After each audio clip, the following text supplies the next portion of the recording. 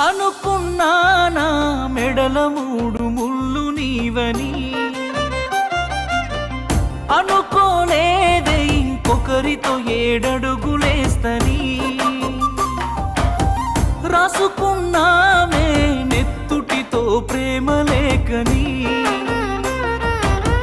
రాయనే లేదే ఆ దేవుడు మన నుదుటి రాతని.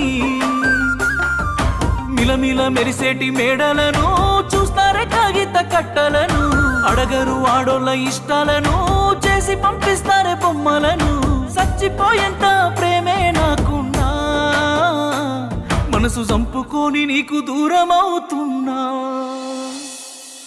బాగుండాలని కోరుకునేవాడిని, కోల్పోతున్నానని కాలిపోతుందే మది. బాగుండాలని